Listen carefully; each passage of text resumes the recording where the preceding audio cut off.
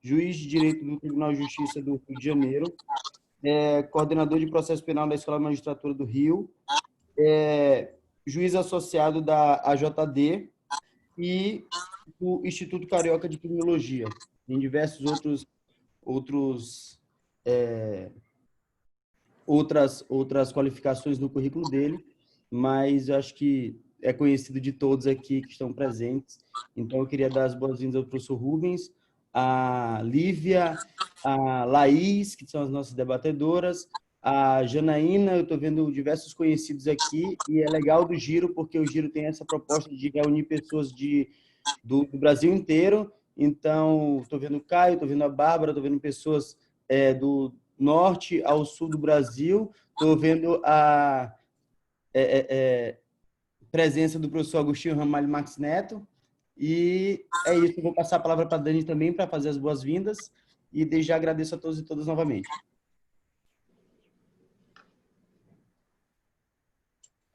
Em primeiro lugar, eu gostaria de agradecer imensamente o aceite do Dr. Rubens. É um prazer imenso para a gente contar com a sua presença no Giro. Acho que vai dar a noite de hoje vai ser muito rico o debate. A gente tem bastante a debater e questionar, trazer questionamentos. Eu gostaria de agradecer também a Laís Gorski. Vou apresentar a Laís e a Lívia, né, nossas duas debatedoras. Então, em primeiro lugar, a Laís é doutoranda e mestre em Direito e Sociedade pela Universidade La Salle, especialista em Políticas Criminais pela URGS e professora de Direito Penal e Criminologia pela Faculdade de Educação Superior do Paraná. E agradecer imensamente a participação da Lívia Moscatelli, que é advogada criminal em São Paulo, mestranda em processo penal na Universidade de São Paulo e em raciocínio probatório pela Universidade de Girona, na Espanha, sendo graduada também pela USP. Então, de imediato, vou passar a palavra e solicitando a todos e a todas que quiserem fazer parte do debate, façam as suas perguntas no chat ou se inscrevam no chat, que após as intervenções e contribuições que as nossas debatedoras trouxerem após a fala do Dr. Rubens, a gente abre para eventuais questionamentos. É isso. Muito obrigada.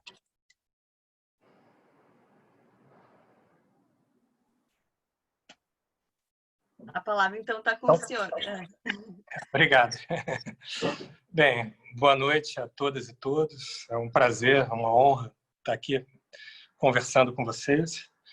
Estou vendo a presença de vários amigos nessa noite e gostaria de saudar a todos na pessoa do professor Agostinho Ramalho, que é uma referência e para mim, um dos grandes intelectuais, não só do direito, mas intelectuais brasileiros, e uma pessoa que a gente tem que ler muito, escutar muito, que a gente sempre ganha nesse movimento, nesse contato. Eu vou fazer uma proposta um pouco diferente, que é de talvez reduzir essa minha fala inicial para sobrar mais tempo para os debates, para as perguntas. Pelo que eu sei, vocês disponibilizaram uma parte do livro para quem tivesse inscrito, né, nesse encontro. Né? Isso facilita bastante o trabalho do que eu iria falar nesse início. O que eu tinha para dizer nessa fala inicial é que esse livro surge de uma iniciativa do professor Juarez Tavares, esse monstro das ciências penais, talvez o grande dogmático do direito penal brasileiro, que tem preocupações também com o processo penal, e que numa conversa que a gente teve em Paris, por ocasião da época que eu estava lá no estágio pós-doutoral, ele me indagava como ficaria a questão da prova, como ficaria o valor verdade no mundo em que tanto esse dispositivo da prova quanto esse valor era cada vez mais relativizado a partir daquilo, né, que alguns autores, como a Wendy Brown, o Christian Laval, Pierre Dardot, Pierre Sauvetre, dentre outros, chamam de racionalidade neoliberal, que não é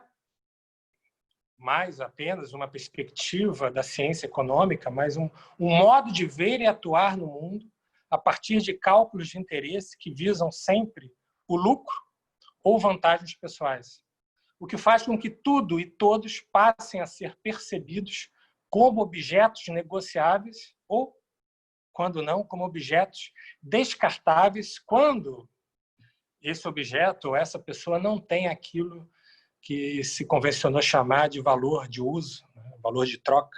Então, é descartado.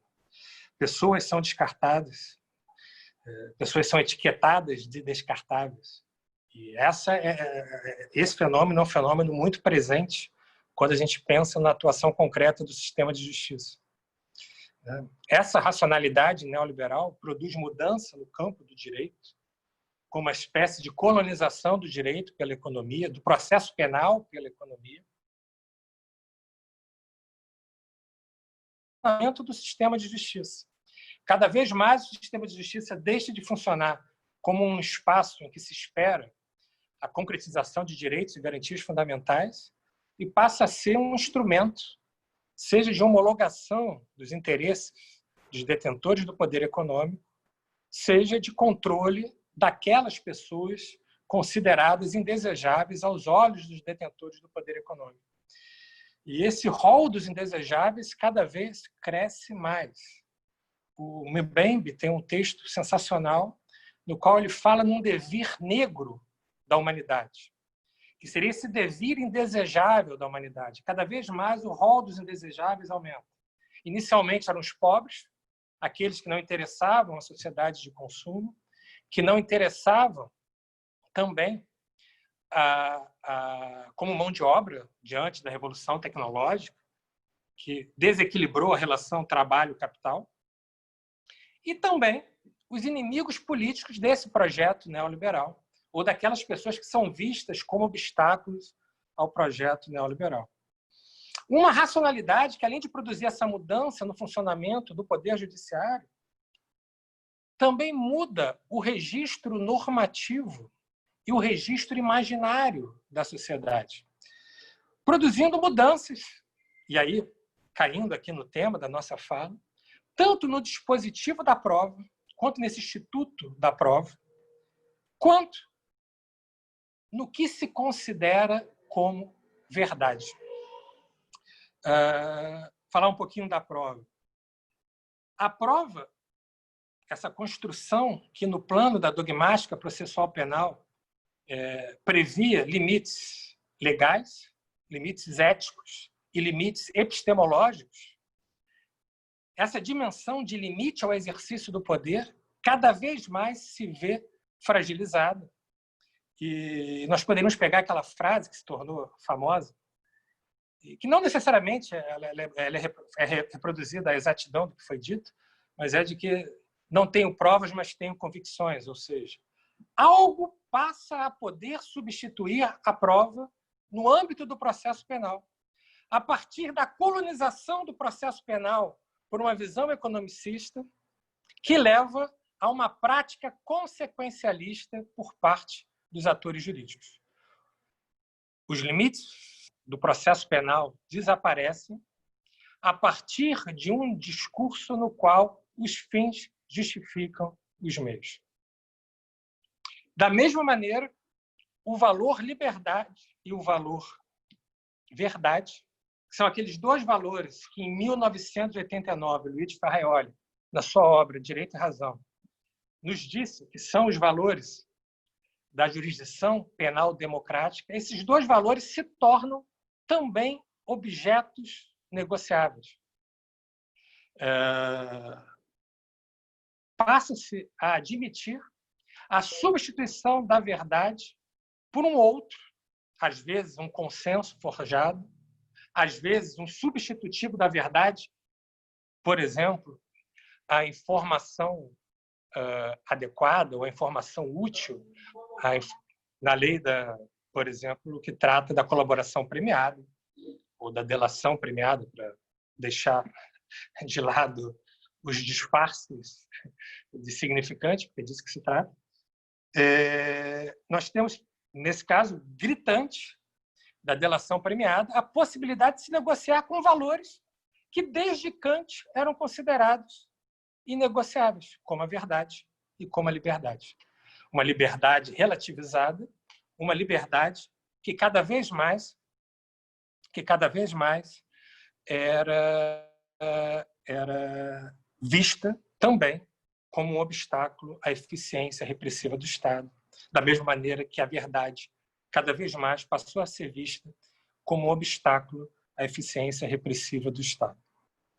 Então, foi a partir dessa constatação, dessa conversa com o professor Juarez Tavares, que nós decidimos escrever esse livro, trabalhando de uma maneira muito simples e muito direta, várias questões relativas ao valor verdade, relativas ao Instituto da Prova, tentando ver como nós poderíamos ressignificar tanto a verdade quanto a prova para servir de obstáculo a esse fenômeno da colonização do processo penal pela racionalidade neoliberal.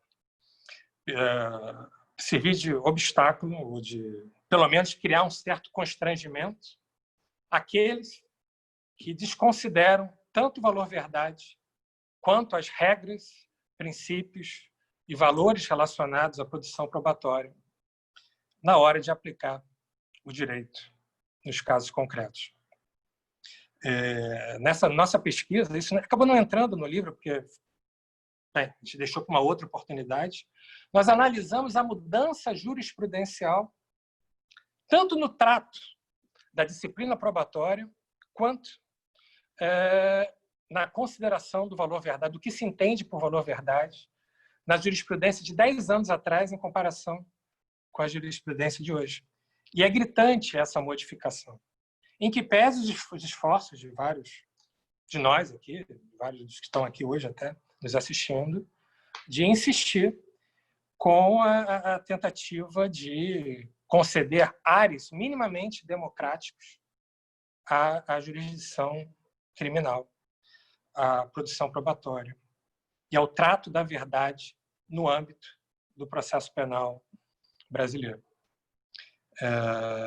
Em linhas gerais, era isso, é disso que se trata esse livro, essa tentativa de ressimbolizar fenômenos que cada vez mais passaram a ser considerados dispensáveis na aplicação do direito,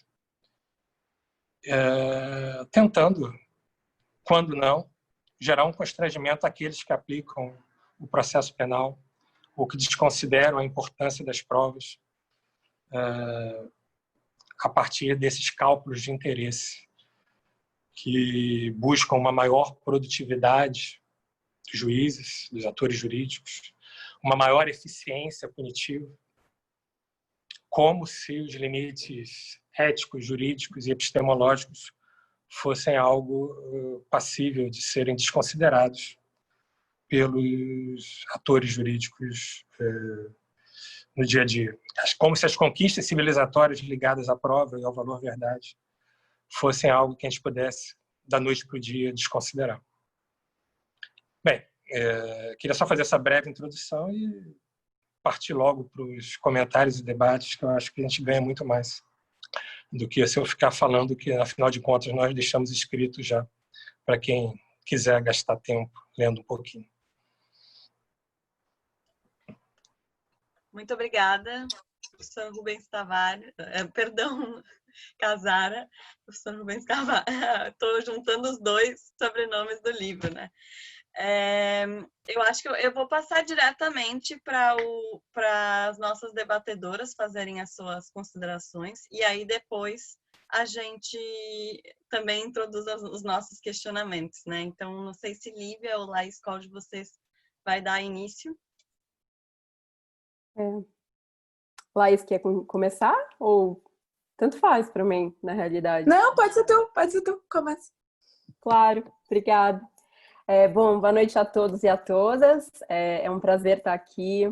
Gostaria de agradecer o convite feito em nome da Daniela, em nome do Carlos Helder. Saudar a minha debatedora, que é a Laís, que eu não a conheço pessoalmente, mas já ouvi muito bem sobre. Queria agradecer também a presença do professor Rubens, que é uma referência para o estudo da dogmática e do processo penal. a professora Janaína Matida e os demais colegas que aqui estão. Professor, eu gostaria muito de agradecer a presença e dizer que o seu nome é uma grande referência, assim, para o processo penal democrático, assim como também do professor Juarez Tavares. E gostaria já de dizer que, desde o início, eu achei absolutamente fantástico vocês trabalharem com um conceito que parece que é indissociável. O conceito liberdade e o conceito valor-verdade. Eles serem juntos, eles não podem andar separados e que somente fazendo essa relação a gente consegue, então, conter o arbítrio, conter a opressão e conter o poder punitivo estatal. Eu queria introduzir minha primeira pergunta tendo o título do livro como referência, né? Prova e Verdade. Acho que a temática é, sobretudo, bem polêmica, porque a concepção de verdade é, sobretudo, um dos temas mais debatidos durante os últimos séculos, né? Seja no direito, seja na filosofia. Se a gente ficasse aqui 20 anos, provavelmente a gente não chegaria aí num consenso, porque tantas teorias foram, né? Irracionalistas, pragmatistas, céticas. Então, acho que realmente não é um assunto muito bem definido e muito, não há um acordo definido. Queria também trazer um ponto que eu acho importante dentro do processo penal, que as novas teorias, então, elas vêm aí com uma superação de uma ideia clássica de verdade formal e verdade material, né? Durante muito tempo a gente teve essa discussão, qual que seria a verdade atingível no processo. Me parece que as novas tendências têm visto que não existe uma verdade judicial, não existe um tipo específico de verdade, né? Quando a gente fala, por exemplo, das ciências, ninguém fala a verdade que aconteceu no mundo lá fora, da verdade que tem, por exemplo, num estudo científico. É uma única verdade. Então, partindo dessa concepção e dessa distinção que me parece que não tem um fundamento racional, eu queria só fazer uma introdução dizendo que algumas pessoas dentro do processo penal têm lido a verdade, né, entendido que o melhor conceito de verdade seria o verdade como correspondência.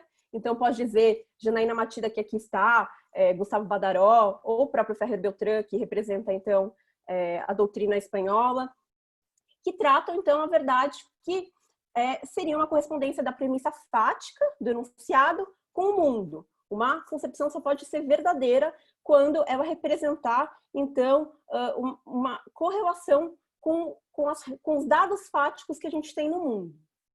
Claro que existem outros juristas que enxergam que não, que essa concepção não é adequada, que ela pode, sobretudo, trazer uma certa ambição a uma busca desmedida, né? Exemplo de Salah Khaled, ele acha que não vale a pena a gente ficar discutindo essa conceituação. Então, eu gostaria de entender um pouco, professor, se você tem uma definição conceitual de verdade e qual que você acha que é a melhor e a mais aplicada no processo brasileiro.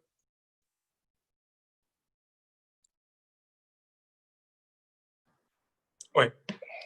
Bem, como você disse, existem várias teorias que procuram dar conta desse significante de verdade, do que é o valor verdade.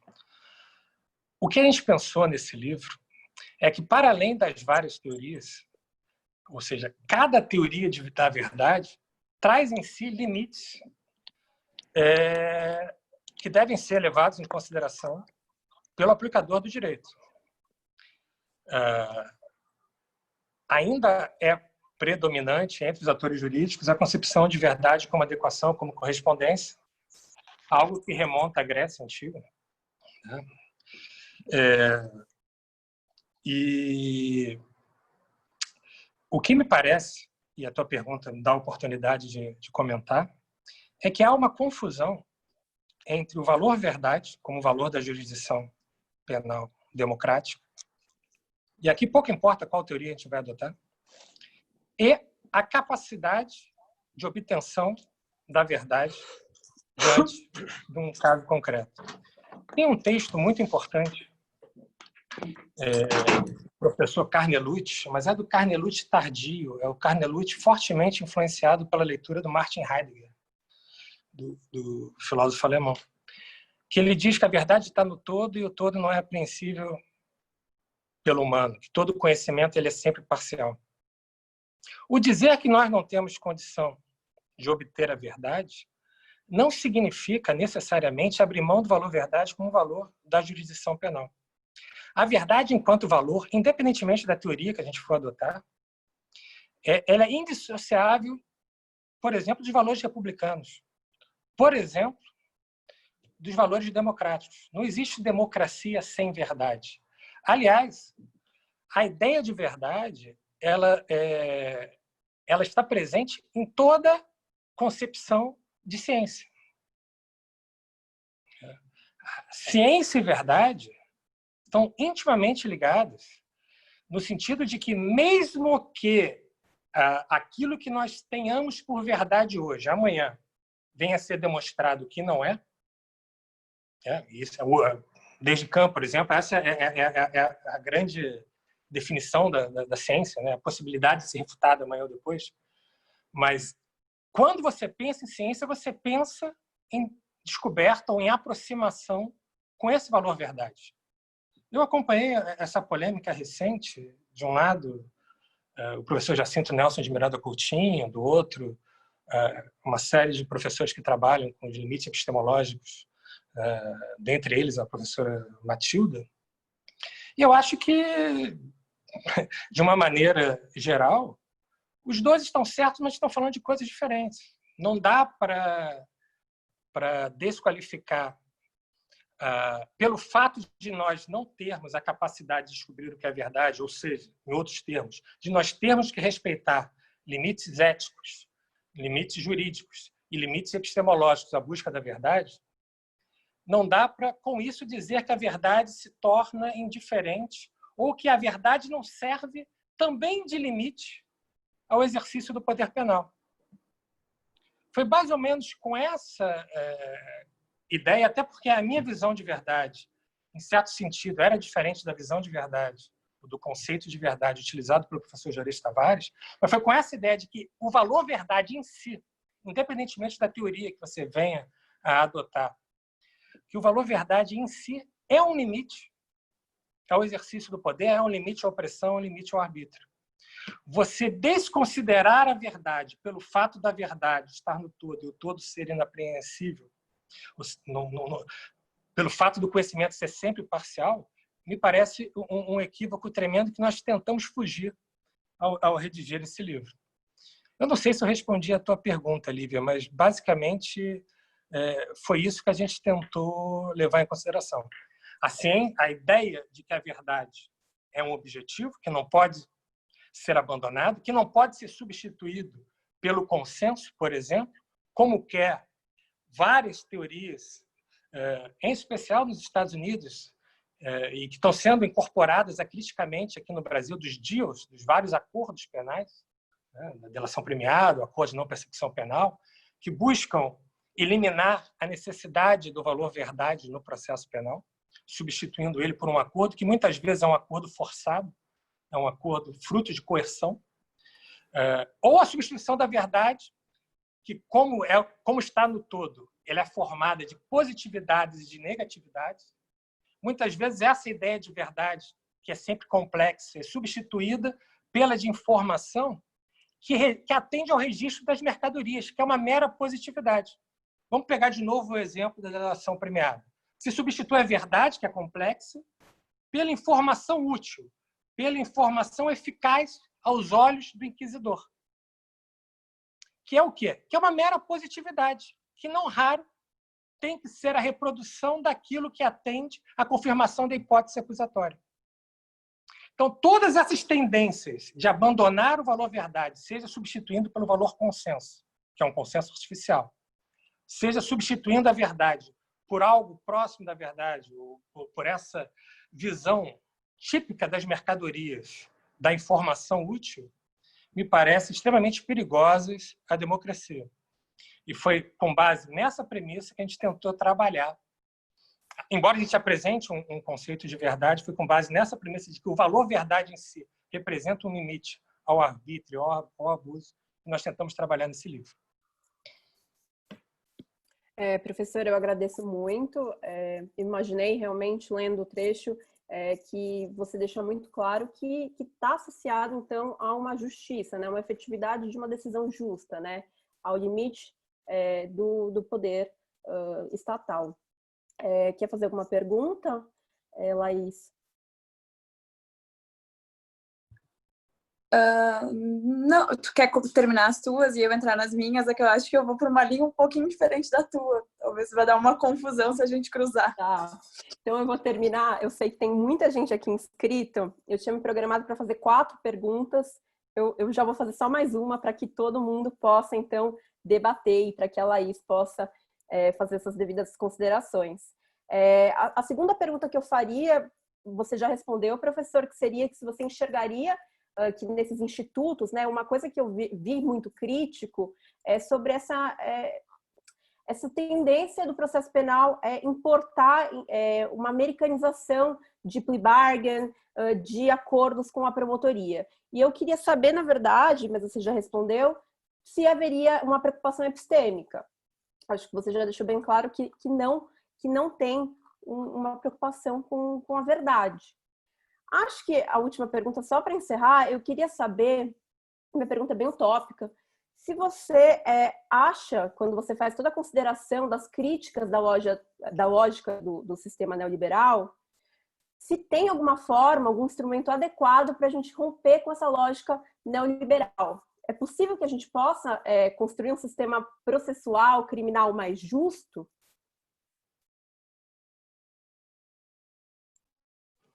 Eu esqueço aqui que eu tinha tirado o som, desculpa.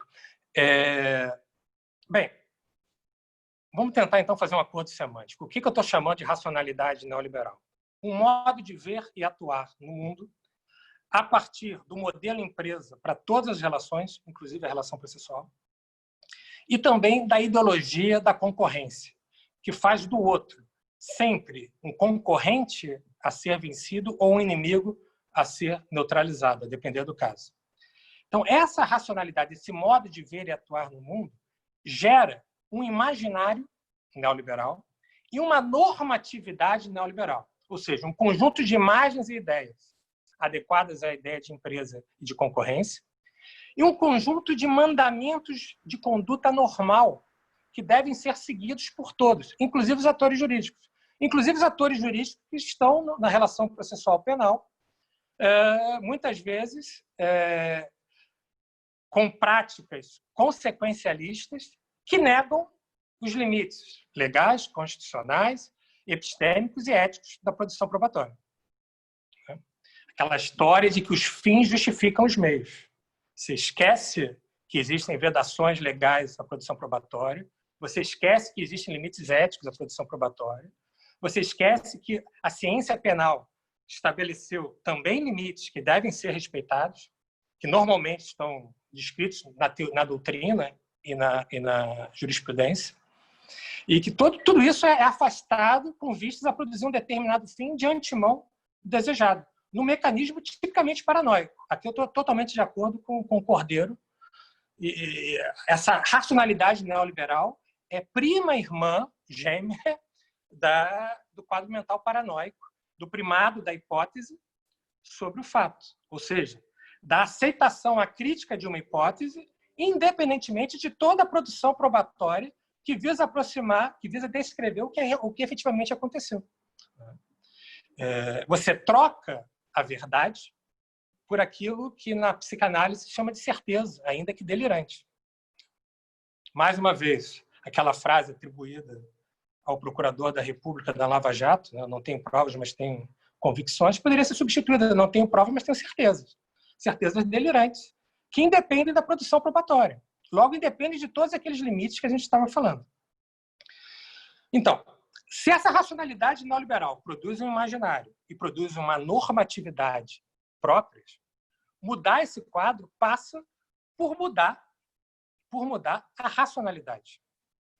Se a racionalidade neoliberal faz de tudo e todos objetos negociáveis, uma outra racionalidade adequada à Constituição, adequada a um processo penal minimamente democrático, exige a existência de objetos inegociáveis, de valores inegociáveis, de princípios e regras inegociáveis, Eu costumo dizer que essa nova antiga, né, essa necessidade de ressimbolizar o processo penal passa pelo reconhecimento de direitos e garantias fundamentais, inclusive devido ao processo legal, como a assunção, o reconhecimento de um comum, ou seja, de algo que é inegociável.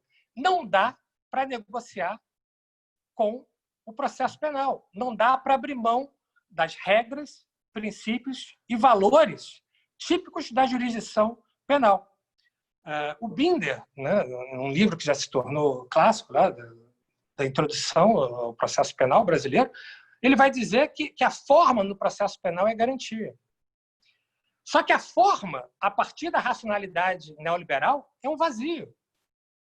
É um meio para se obter um fim previamente estabelecido. É aquela história mesmo do primado da hipótese sobre o fato. A forma é só um caminho para chegar à confirmação da hipótese que, desde o início, o cara já tem como certo. Já tem como algo a ser reconhecido ao final, no momento da entrega da prestação jurisdicional. Então, mudar o funcionamento do sistema de justiça passa por mudar a racionalidade. E isso é um processo, é um movimento que exige modificação tanto dos atores jurídicos, das instituições, mas também a formação da sociedade de uma cultura efetivamente democrática.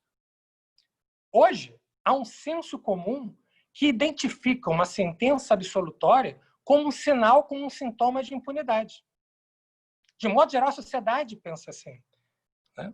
Outro dia eu fui numa festa de criança e me apresentaram, isso aqui é juiz criminal, cuidado que ele vai te prender. Esse é o senso comum, que a função do juiz criminal é prender. E as pessoas entram nas faculdades de direito achando isso. Elas entram formatadas pelo modo William Bonner de ver o sistema de justiça criminal. E eu estou falando do William Bonner, estou falando de uma coisa mais leve do que aqueles programas do meio da tarde lá de Justiça Alerta, que você vai vendo ali a negação cotidiana do princípio da presunção de inocência, ou de qualquer cultura minimamente democrática no campo do sistema de justiça penal. Do campo da persecução penal, tanto pré-processual, né, tanto a fase antes do processo, quanto a persecução penal processual.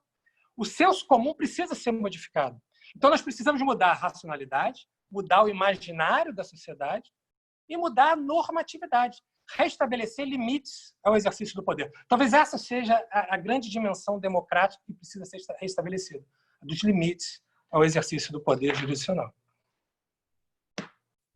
Obrigada, professor. Também acho que, para que a gente tenha uma efetiva mudança, a gente tem que repensar o sistema processual, não é somente mudar uma lei, mas talvez fundar um novo sistema jurídico, me parece mais adequado. Laís, você quer continuar?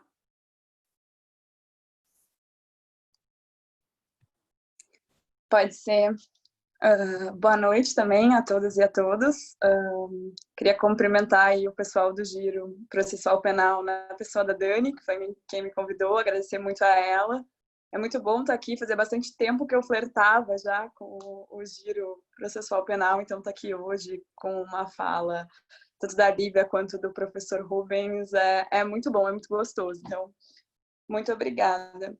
Acho que antes de eu começar a falar, eu preciso contextualizar o meu lugar de fala, porque eu acho que aqui a gente vai terminar andando aí entre a dogmática penal, entre o pensamento crítico penal e a sociologia jurídica, né? Que é, então, o meu lugar de fala. Eu não sou processualista e acho dogmática, confesso que acho dogmática muito importante, mas muito difícil para mim. Então, só para que a gente se situe aí no meu lugar de fala, que eu vou versar um pouco mais para a sociologia jurídica e, consequentemente, a sociologia, que é o tema que eu tenho um pouco mais de conforto para falar e é o que eu estudo, né?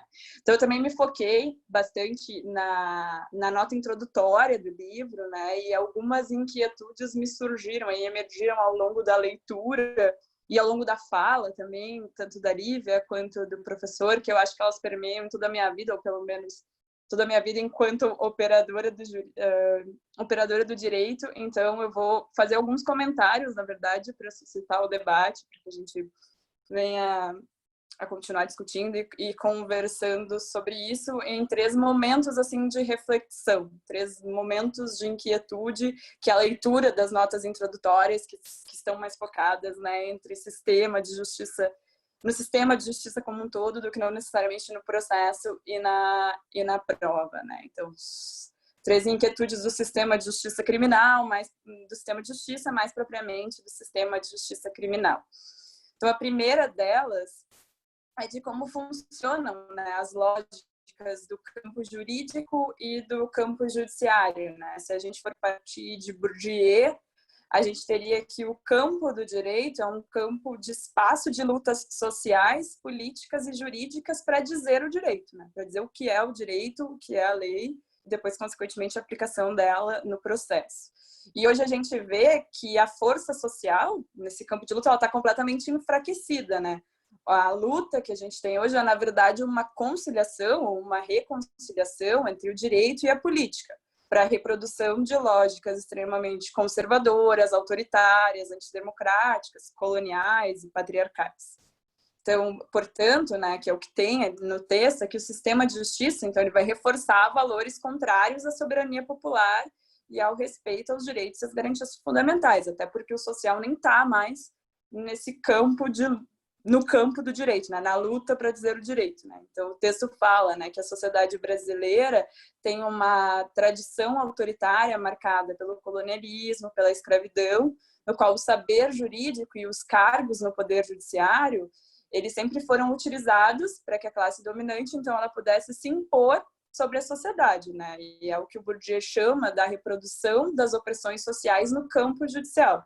O direito, por si, reproduz as opressões sociais no campo judicial, que é um pouco do que o professor falou agora, da opressão de que o juiz precisa prender e que numa festa de criança, ele é juiz criminal, cuidado que ele vai te prender. As opressões sociais, o próprio direito reproduz a opressão social no campo judicial, que durante o processo e execução penal e tudo mais. Então, eu acho que é por essa empatia, né, essas lutas no mesmo sentido que se reforçam as lógicas neoliberais, que daí seria a minha segunda inquietação, que é aquela que o Foucault traz, então, no Nascimento da Biopolítica, na aula de 21 de fevereiro de 79, que o direito e a aplicabilidade do direito, ela está sempre ligada ao poder e ao conservadorismo. Talvez aqui entre um pouco na segunda pergunta da Lívia, né? Como que a gente vai romper a lógica neoliberal no processo e fazer aquilo que do direito uma ferramenta emancipadora, né? Quando o Foucault vai dizer que a aplicação e a interpretação do direito, ela é constitutiva do neoliberalismo, né? O direito é constitutivo das políticas neoliberais. Em si próprio, ele é uma ferramenta de exclusão. E daí eu acho que esses nossos espaços de debate, esses nossos espaços de reflexão sejam uma força contrária para a gente pensar no próprio direito como uma ferramenta de emancipação social, né? No processo penal, enfim, no direito como um todo, né? Porque o direito, para Foucault, ele faz parte da construção da racionalidade liberal. E é aí que se colonizam as democracias, né? A partir da construção de uma racionalidade neoliberal, né? Foucault também fala que a economia ela é pura e simplesmente o que determina uma ordem jurídica, né? E essa ordem jurídica e o campo judiciário também ficam ao mesmo tempo num papel de serviço e servidão em relação à economia, que acho que é aquela lógica que o professor trouxe de empresa mesmo dentro do processo, né? Então, o capitalismo, ele não foi um processo vindo de baixo que subverteu o direito. Ele é inerente. E o neoliberalismo, ele renova o capitalismo quando ele introduz princípios gerais do Estado de Direito na legislação econômica, né? Ele fortalece um quadro jurídico na forma de um sistema geral de leis que se impõe, que não consegue se impor da mesma maneira a todos, né? Que eu acho que é a realidade que a gente vê hoje no judiciário, principalmente na justiça criminal. O traficante, usuário de crack, a lei não se impõe da mesma forma para o traficante usuário de crack e para o traficante classe média que comercializa droga sintética, por exemplo. Inclusive no que tange às provas, né, para condenação desses dois tipos de traficante. As provas não são iguais, não se trabalha com as provas da mesma forma. A gente sabe que o traficante usuário é pura e simplesmente a prova do policial que fez a prisão dele em flagrante, enquanto um traficante classe média tem toda uma investigação policial por trás, enfim, tem todo um outro processo de prova e de condenação completamente diferente, né? Porque a lei não se impõe da mesma forma a eles, né? Então, acho que também dessa imposição distinta, que daí vem o meu terceiro ponto, que é que o campo judiciário funciona a partir de duas vertentes, a de cima e a de baixo, ou como se fala muito na sociologia do direito, a top e a down, né? Eu acho que de cima, a top, é onde estão as grandes discursos, onde está a grande discussão conservadora, as discussões patriarcais, coloniais, que vão informar o direito e que elas vão se disfarçar nesse discurso de neutralidade, né? Que é onde está o monopólio do direito, né? Os limites ou os não limites do poder, que o professor falou agora nos limites de poder, né? O Bourdieu diz que a única abertura do campo jurídico é em relação ao poder, que o campo do direito é um campo neutro, um campo neutro não, que é um campo independente, mas que a única abertura que ele tem é em relação ao poder, né? E eu acho que essas lógicas conservadoras que estão em cima no monopólio do direito, elas trazem efeitos perversos na concretude da aplicação da lei, na base, que seria o down, né? Então, enquanto o top está muito politizado, e uma politização de uma forma muito conservadora, o top, que vai aplicar a lei lá embaixo, ele está, de alguma forma, despolitizado, né? Distante da realidade social, distante das questões de desigualdade social, isso pensando muito em justiça criminal, né? Então, essa super ideologização que a gente tem hoje de um campo judiciário ligado ao poder lá em cima, né, tem efeitos muito concretos e muito perversos embaixo, na aplicação da lei ligada ao povo, né, na refletida na base social ou no rol dos indesejáveis, como falou o professor, né. E eu acho que é a partir daí que se estabelecem, a partir do judiciário, né, processos daquilo que o Vacan chamou de ditadura dos pobres, e entre outros, né? Eu tenho um grupo de amigas operadoras do direito, de grandes mulheres operadoras do direito, da qual a gente discute muito essas questões, discute muito aquela nota introdutória. Lendo a nota introdutória, ela é a sistematização de grandes inquietudes que a gente conversa muito. Na verdade, eu trabalho com várias grandes mulheres operadoras do direito. Acho que a Lívia, que é uma delas, a Dani é uma colega minha de trabalho também, que é uma grande mulher do direito, mas é a Ana e a Flávia, que estão, inclusive, aqui com a gente hoje. E a Ana costuma dizer que ela, enquanto juíza de execução penal, ela é uma gerenciadora de inconstitucionalidades. Então, eu acho que é isso que a gente vê refletido hoje quando a gente fala em processo penal, quando a gente fala em prova, quando a gente fala em exercício de jurisdição e operação do direito, os grandes gerenciadores de inconstitucionalidades lá na base, né? E aí daí surgem as lógicas sobrepostas de judicialização da política, politização do judiciário, daí emergem os fenômenos, né, de politização do judiciário, que permitiu a judicialização da política, os inimigos políticos e a delação premiada, e tudo isso que a gente tem visto e experimentado no Brasil. Então, acho que eu não trouxe nenhuma pergunta, eu trouxe inquietudes que realmente foram surgindo quando eu fui lendo as notas introdutórias. Então, acho que essa era a minha contribuição para a gente continuar o debate a partir disso. Claro que eu trago uma perspectiva um pouco diferente dessas que vocês, né, não querendo quebrar, né, a lógica da Lívia aí, que foi de um pouco mais de processo, enfim, que são questões super importantes também. Mas eu acho que era isso por enquanto.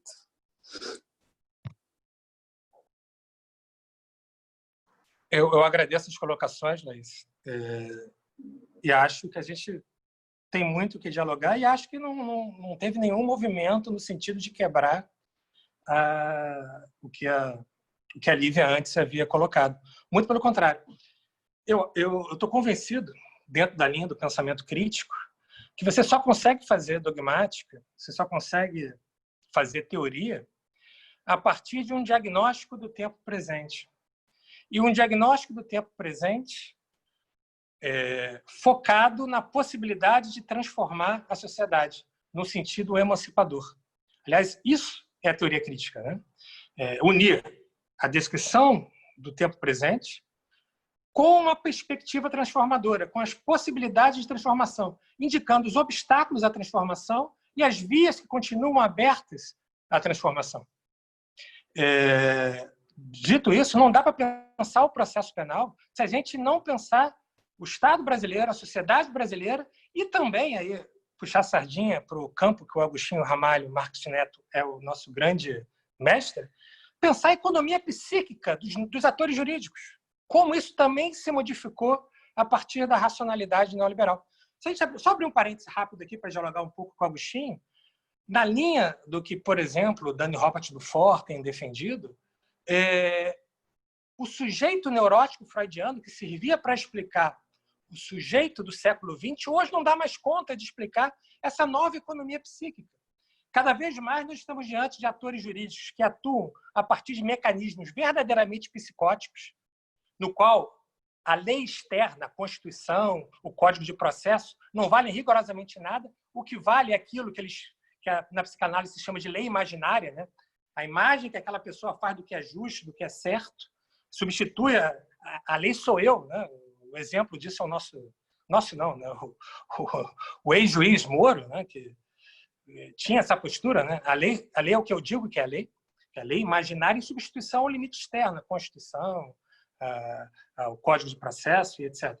Então, se a gente não fizer um diagnóstico do tempo presente, nós somos incapazes de projetar ou de construir uma dogmática minimamente crítica, minimamente comprometida nesse sentido emancipador. E aí eu acho, Laís, que o diagnóstico do tempo feito pelo Foucault, quando do nascimento da biopolítica, hoje não se aplica mais. Não dá conta de explicar o nosso momento. Da mesma maneira, o diagnóstico de tempo do Bourdieu, hoje não dá conta de explicar o nosso momento. O Foucault talvez seja até mais fácil de explicar o porquê não dá conta. A começar pelo fato que ele tinha uma visão ligeiramente otimista em relação ao neoliberalismo. Naquele momento, que ele está escrevendo lá o Nascimento da Biopolítica, e a gente tem que levar em consideração que ele morre pouco tempo depois, ele não tem um tempo para fazer um novo diagnóstico do tempo a partir do que ele vai observando do neoliberalismo. O Foucault tem uma visão extremamente simpática do neoliberalismo. Isso se explica pela história de vida do Foucault. Aquela coisa das instituições totais. Ele achava que havia uma possibilidade de algo melhor dentro da lógica neoliberal. Então, me parece que a gente tem que fazer um diagnóstico do que está acontecendo agora, que é um movimento, né? Em como a racionalidade neoliberal foi se tornando hegemônica pouco a pouco. E como essa racionalidade neoliberal se mostrou plástica, adaptável às mais variadas ideologias e aos mais variados contextos. Só abrir um outro parênteses aqui, sem querer deixar o papo muito confuso. Se a gente pensar que hoje nós temos algo que alguns autores, como Christian Laval e Pierre Dardot, estão chamando de novo neoliberalismo, esse neoliberalismo ultra-autoritário, que se apresenta como resposta ao neoliberalismo cool, ao neoliberalismo anterior. E como, possivelmente, esse neoliberalismo cool vai querer tomar o lugar desse neoliberalismo ultra-autoritário. Para citar lá o modelo norte-americano, pensem no neoliberalismo do Clinton e no neoliberalismo do Trump. Os dois são neoliberalismos, só que um é cool e o outro é um neoliberalismo ultra-autoritário. E como eles vão se substituindo. Então, essa plasticidade precisa ser levada em consideração.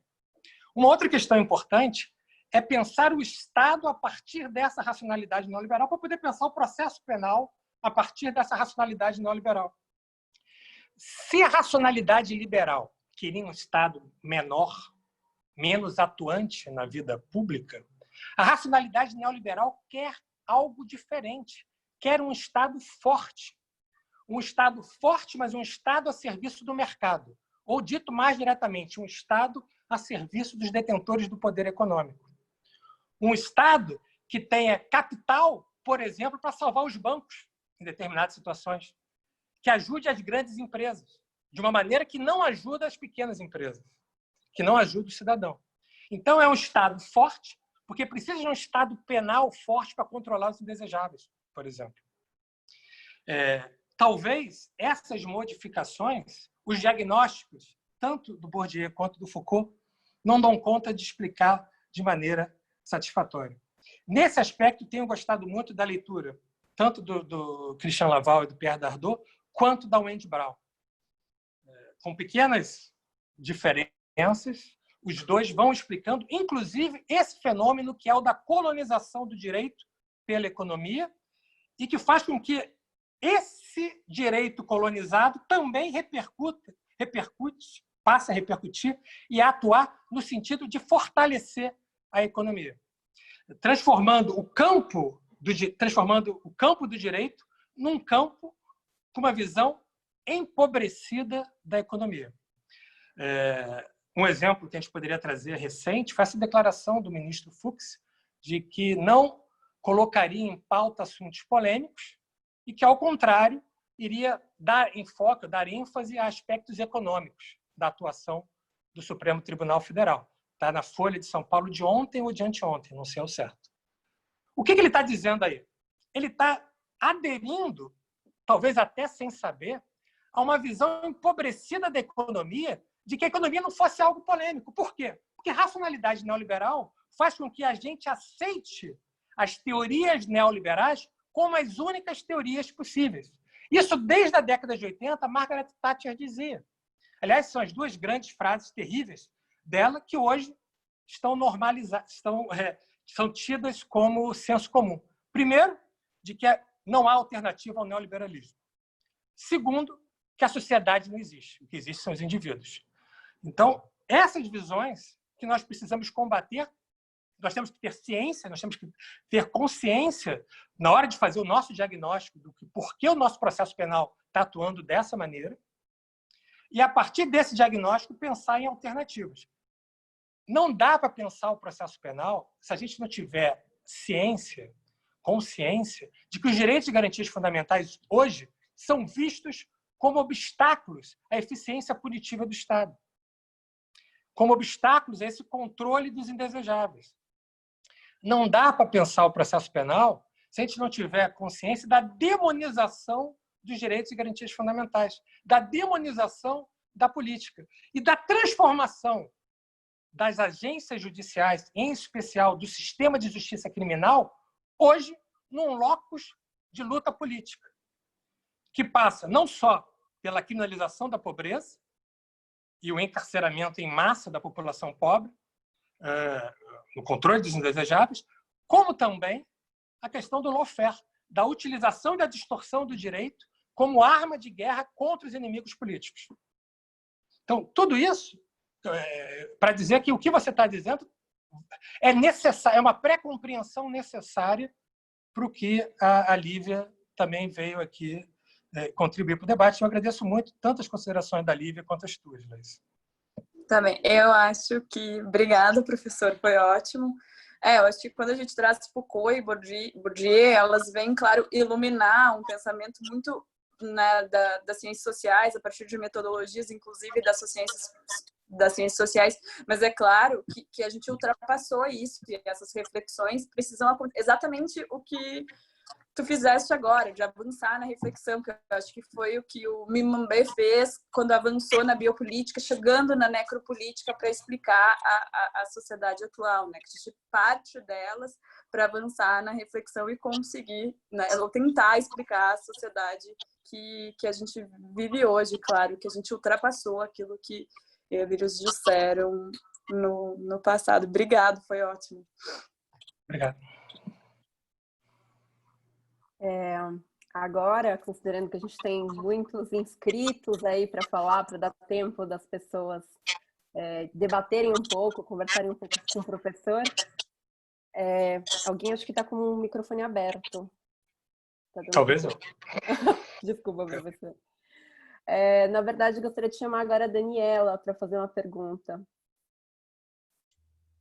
Obrigada, Lívia. Então, em primeiro lugar, agradecer imensamente as falas e ao debate que vem sendo desenvolvido ao longo dessa noite. A minha dúvida, ela circunscreve a questão da verdade enquanto figura limitadora à arbitrariedade, como você trouxe, professor Rubens. Porque eu fico na dúvida sobre os momentos em que, se não haveria certos momentos em que a verdade, ela, dentro no âmbito processual mesmo, pré-processual, investigativo, se a verdade ela não vai conduzir ao contrário. Nesse mesmo cenário que o senhor mencionou sobre os novos atores jurídicos, cujos mecanismos psicóticos vão se basear nessa lei imaginária, né, dentro de decisões sobre cautelares probatórias. Se não são nesses momentos em que as decisões de cautelares probatórias, a verdade ela não acaba, nesses momentos, assumindo uma faceta autoritária, se não até inquisitiva, dentro do processo penal. Então, seria isso.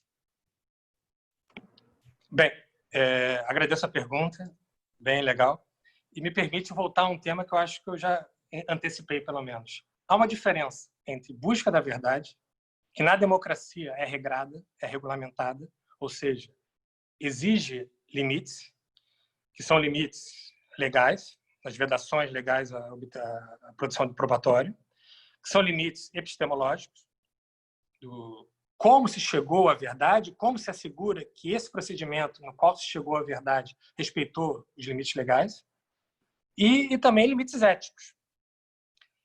O problema não é a verdade. A verdade nunca é algo autoritário. O problema é a busca da verdade que pode se dar por meio autoritário. Vai lá. Medidas cautelares probatórias.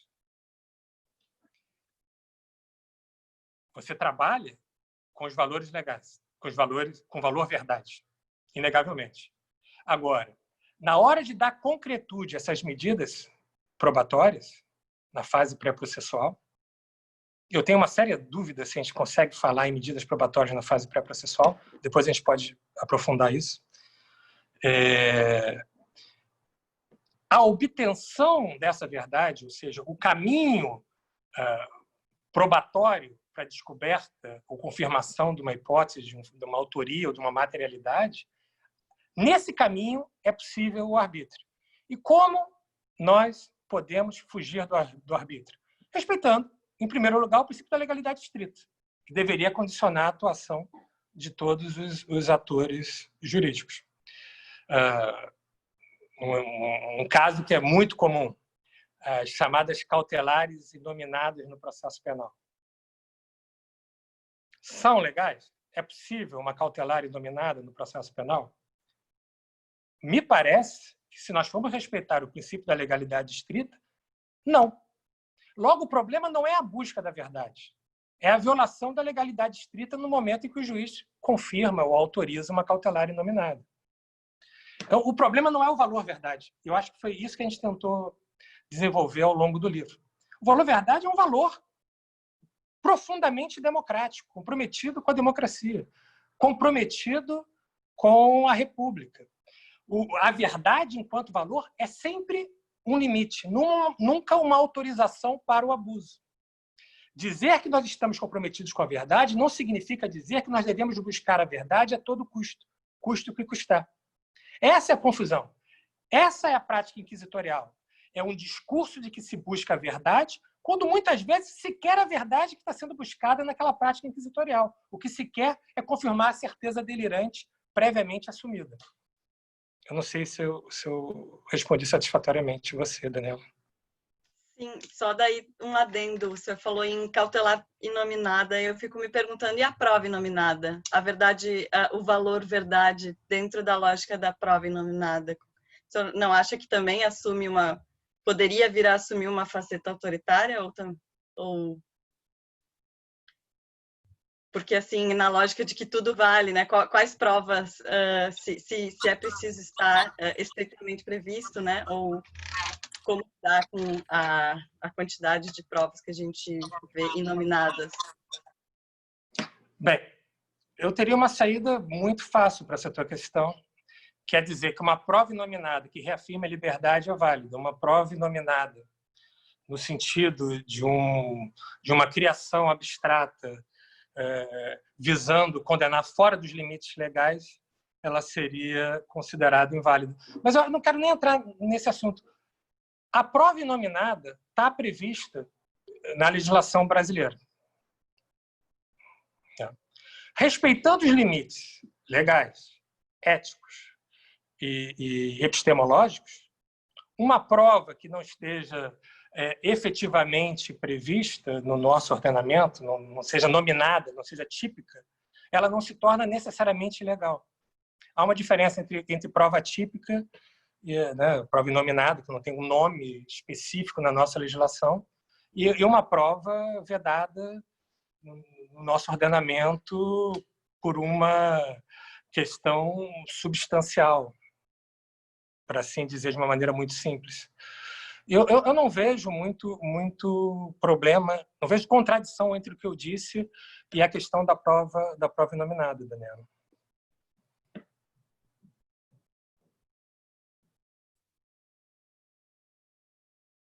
Dani, quer dizer mais alguma coisa? Não, só agradecer, não disse que haveria contradição, eu só fico me questionando, né, se poderia vir a surgir essa faceta autoritária ou não dentro dessa lógica. Muito obrigada, professor. Então, só para complementar, então, Daniela, eu entendi que você não disse que tinha contradição, mas eu estou dizendo que realmente não tem.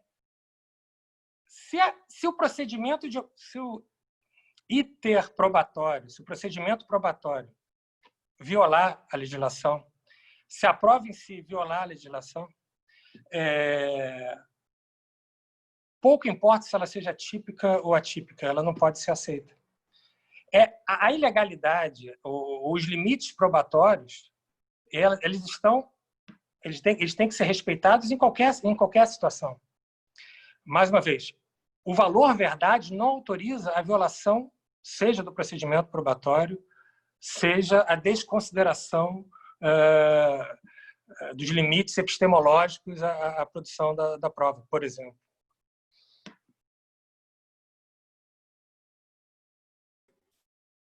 Bom, acho que a gente pode abrir, então, para as outras perguntas. Agora é a vez da professora Janaína Matida. Está com você. Obrigada, Lívia. Parabéns ao Giro Processual por trazer o Rubens Casara para a gente falar um pouco sobre esse tema que é tão caro, que é a verdade, não é? E a verdade no processo penal.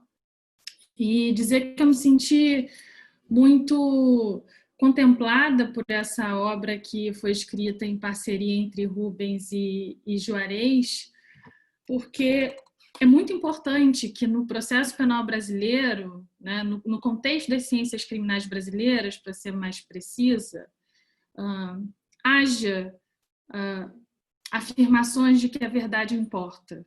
E haja afirmações de que a verdade importa, sem dúvida alguma, no plano democrático. Porque essa terminologia, né, a verdade, ela é usada, como o próprio Rubens já salientou, de uma forma muito confusa, né, em que se coloca como se fossem as mesmas coisas, a busca desenfreada pela verdade e a verdade mesmo. De modo que cada vez que alguém fala que é a favor da verdade, confunde-se esse discurso com uma busca desenfreada pela verdade. Então, essa nunca é demais, ou pelo menos a gente está num momento em que ainda não é demais, distinguir essas duas coisas, né? A importância da verdade e a diferença da verdade com a busca desenfreada que a verdade pode ter, né? Os abusos que podem ser cometidos, as deturpações e degenerações que não só podem, como foram cometidas na história do Brasil, né? Na história do processo penal brasileiro, na forma como a justiça criminal veio se desenvolvendo no Brasil, sempre em nome da verdade. Agora, e aí eu vou trazer uma analogia que Raquel Erdi, que é a minha companheira de cérebro, né? ela trouxe nesse artigo que nós escrevemos juntas para o Conjur, também com Marcela Nardelli, em que Raquel, esse trecho é dela, né? Então eu estou aqui reconhecendo a autoria desse trecho que é dela nesse artigo que nós escrevemos juntas. Raquel vai dizer, não é porque muitos abusos foram cometidos em nome da ciência que a ciência não importa ou que a ciência é algo ruim, né? A gente produziu bomba atômica na ciência e, no entanto, vamos continuar enaltecendo a importância da ciência, porque a ciência em si, né, ela saber coisas, chegar próximo ao conhecimento das coisas, isso é bom. Agora, o que a gente pode fazer em nome disso? Muitas coisas ruins, sem dúvida alguma. Então, é importante que a gente reforce e valorize as vozes que entram no coro de que a verdade é algo que pode ser positiva para a construção da democracia, né? E é justamente como limitante ao poder e limitante ao arbítrio que eu, Raquel e Marcela Nardelli certamente nos inserimos quando a gente diz que a verdade importa, né? A verdade importa justamente porque a convicção íntima do juiz não é suficiente. E eu poderia, vou dizer para vocês aqui, claro, obviamente que isso aqui não é só uma confidência, porque nós estamos entre 48 pessoas aqui, né? E cada um pode replicar o que eu vou dizer para não sei mais quantas pessoas. Então, não é exatamente uma confidência, mas vou dizer aqui. Quando eu voltei de Girona e vi as coisas que se escrevia a respeito da verdade no Brasil, eu percebi que eu estava num campo, para dizer o mínimo, inóspito para mim, né? Porque eu queria dizer que a verdade importava e que a verdade era algo positivo. E não era exatamente um momento em que o campo estivesse aberto para isso, embora o professor Geraldo Prado já tivesse inaugurado aí, com controles epistêmicos, um discurso nesta linha, mas algo um tanto isolado, é preciso que a gente reconheça, né? Então, eu estava um pouco preocupada. E se vocês pararem para pensar, pararem para olhar assim, a trajetória desde que eu voltei, eu fui afastando essa discussão o máximo possível, porque eu não queria ter que assumir um embate que eu não vejo como um real embate. Eu não vejo um embate dentro da democracia, do espectro da democracia, que vale a pena, né?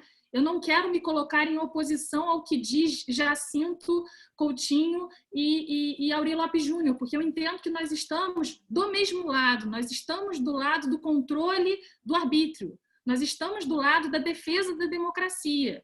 Só que a estratégia que a gente usa certamente é distinta, porque eu acho que o conceito de verdade e a defesa do conceito de verdade para o processo penal vale a pena. Que a defesa da verdade no processo penal nos aproxima da defesa da liberdade. E foi nesse sentido, então, que eu me senti tão contemplada quando eu li a obra escrita por Rubens e Juarez. Não por outra razão, né, que nós nos aproximamos tanto a todos os estudos que são feitos a partir da psicologia cognitiva, da psicologia experimental. Por quê? Porque, por exemplo, e alguns que estão aqui já me ouviram falar sobre isso, né? O artigo 226 do Código de Processo Penal, ele não está errado porque sim. Ele está errado porque ele não está mais fundamentado, ele não é concorde a estudos e conhecimentos empiricamente acumulados a partir do avanço das ciências.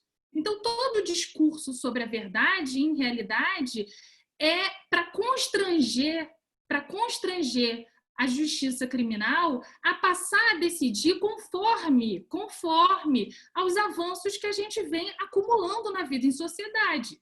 Porque se a gente já sabe que para reconhecer alguém é importante fazer uma fila que seja justa, é importante que haja um não sugestionamento, né? É importante ter em mente para a valoração deste reconhecimento que há o efeito da raça cruzada, que há o efeito da arma de fogo. Se a gente já sabe tudo isso, continuar condenando com base em prova de reconhecimento exclusivamente e feita da forma como é feita, né?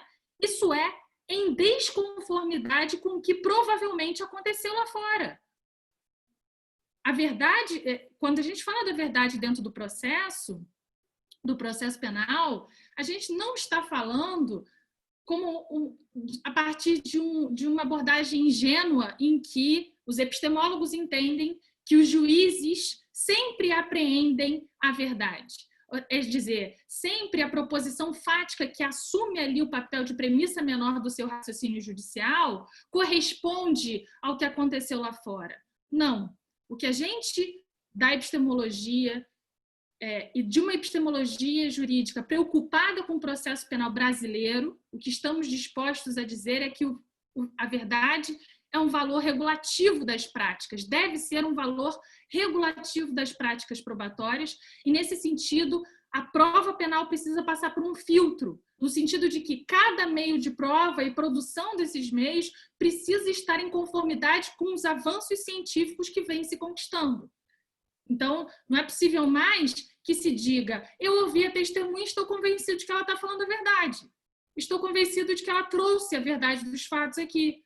Se a gente já sabe, e isso está no texto do Rubens e do Juarez também, que existe o problema das falsas memórias, que existe o problema do sugestionamento. Então, o discurso sobre a verdade, né, e a verdade, eles não se confundem necessariamente, né? E é importante que a gente dote toda essa discussão sobre a verdade de uma preocupação, né, com o controle da forma como as coisas são determinadas como verdadeiras dentro do processo.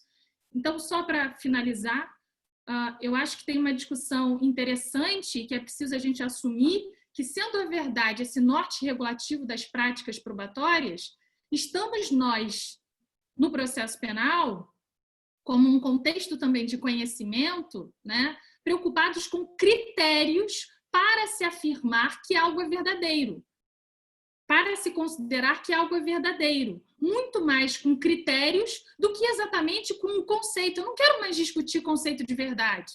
Eu poderia nunca mais discutir conceito de verdade. O que eu quero é discutir critérios para que esses juízes continuem afirmando que algo é verdadeiro. E os critérios não saem da cabeça deles.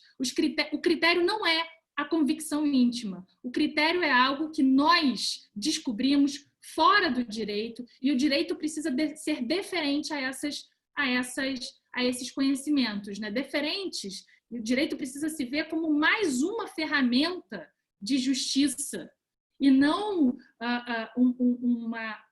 uma forma de forjar resultados a partir de nenhum compromisso com o que acontece fora do direito. O direito não pode se encastelar, né?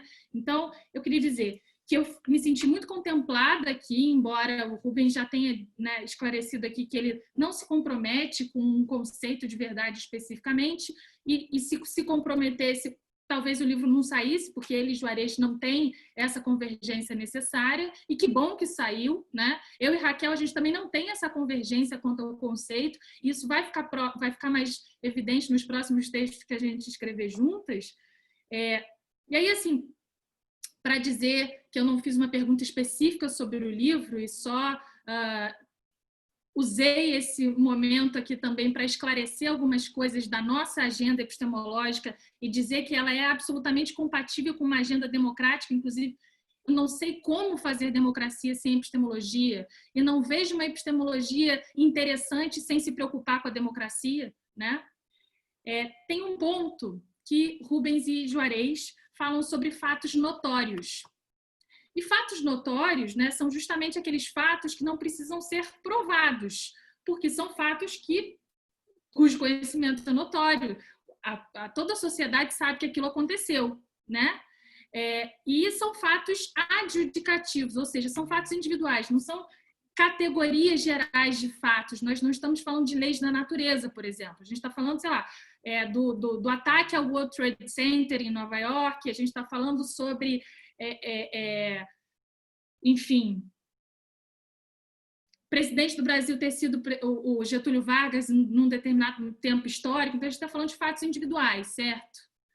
E no último texto que eu escrevi para o Conjur, na sexta-feira, eu quase coloquei determinadas generalizações, por exemplo, usar máscara diminui o risco de contaminação por Covid. Eu quase usei isso como um fato notório, mas aí depois, entre uma generalização com fundamento empírico e probabilístico e científico, né, e a categoria de fato notório, eu preferi levar isso para generalização com fundamento empírico e deixar fato notório, né, a partir justamente desses fatos individuais, adjudicativos, que, por exemplo, a queda do World Trade Center, ou então de que o Getúlio Vargas foi nosso presidente em tal momento. E nisso, eu achei interessante ver a categoria de fato notório num livro escrito por um processualista penal e por um dogmático penal, porque é algo que não precisa ser provado. E será que, então, o fato notório não traz um risco, usar essa categoria, essa é a minha pergunta, usar essa categoria na justiça criminal, será que não traria um risco muito grande para as defesas? E aí é por isso que, inclusive, eu diminuí a minha argumentação naquele artigo com linhas, né, para o fato notório, e resolvi fazer uma outra coisa e trabalhar com outra coisa. Porque, se bem eu concordo, e eu acho que existem fatos cuja ocorrência são notórios, mas eu tenho medo, eu tenho receio da forma como os juízes podem se apropriar dessa categoria para colocar diversas coisas como fatos notórios e, nesse sentido, inverter o ônus da prova, né, e fazer com que a acusação sempre esteja adiante. Então, essa é a minha pergunta mais específica para o Rubens. Obrigada. Bem, vou dar uma resposta rápida e depois vou desenvolver isso com mais profundidade, tá, Janaína? Primeiro, por evidente, o fato notório nunca pode constituir parte da hipótese acusatória, que é a única questão que a gente vai discutir no processo penal, que é o objeto da prova. Quer dizer, o que é o fato notório que a gente comenta? Eu falo por mim, nunca conversei isso diretamente com o professor Jair Tavares, mas eu trabalho no plano do linguistic turn, do giro linguístico. De modo geral, quem trabalha com epistemologia trabalha no plano da filosofia da consciência. No linguistic turn, quando a gente pensa, por exemplo, no círculo hermenêutico, não há círculo hermenêutico se a gente não levar em consideração os prejuízos, os preconceitos, as preconcepções do intérprete. Para qualquer ato de conhecer, você entra nesse processo a partir de uma série de elementos, dentre os quais os prejuízos, os preconceitos, que a gente poderia chamar os fatos notórios, que você assume como verdadeiro sem sequer elaborar do que está tratando. Então, nesse sentido, primeiro, nunca um fato notório vai ser algo objeto de atividade probatória no processo penal. Nunca o que poderia ser prejudicial à defesa, seguindo a linha de raciocínio que você coloca, Janaína, deveria ser um fato que colocasse a acusação numa posição de vantagem porque independeria de prova. Nada relevante no processo penal atenderia ou seria adequado a esse conceito de fato notório. O fato notório pode ser sei lá, uma gravidez evidente. Sei lá, não estou nem conseguindo pensar aqui algo que pudesse ter uma relevância jurídico-penal prejudicial à defesa. Se você conseguir pensar no fato notório que poderia prejudicar a defesa, talvez até ajudasse ao debate. Tu lembra de alguma coisa? Bom, vou trazer exatamente as reflexões que eu tive no último artigo que eu escrevi. Eu escrevi um artigo com o Conjura agora, justamente sobre as denegações de H6 pedidos por Covid, né? Então, essa era a hipótese, eu indico uma determinada seletividade probatória dos juízes quando denegam, né? porque quando eles aceitam e deferem os pedidos, eles dizem que a prova de que determinado paciente forma parte, integra um grupo de risco, né, junto com a recomendação do 62 do CNJ, é suficiente para provar que é cabível o HC, que está na hipótese de cabimento do HC, né? Então, seguindo a recomendação do CNJ. Agora, quando eles denegam, isso é para deferir. Agora, quando eles denegam, eles sempre dizem o seguinte: ah, não, mas provou que faz parte do grupo de risco, mas falta provar que, fazendo parte do grupo de risco, não vai ter o tratamento adequado em determinada unidade, nessa unidade prisional de que ele faz parte, né? E aí, eu pensei, na verdade, só no aspecto positivo do fato notório, né? Que seria, por exemplo, eu dizer, olha, o estado inconstitucional das prisões é fato notório. Isso, inclusive, eu afirmei. É fato notório porque o STF já afirmou. E a recomendação 62, e o conteúdo da recomendação 62 também é fato notório, ou deveria ser fato notório, para os juízes brasileiros. Agora, mas, Janaína, aí é justamente o contrário. Nesse exemplo que você traz, é a negação do fato notório. Por que negação? Não é fato notório, mas é um fato notório positivo para a defesa. Agora, eu não, exatamente. Quando há o indeferimento, eles estão negando os efeitos decorrentes da notoriedade.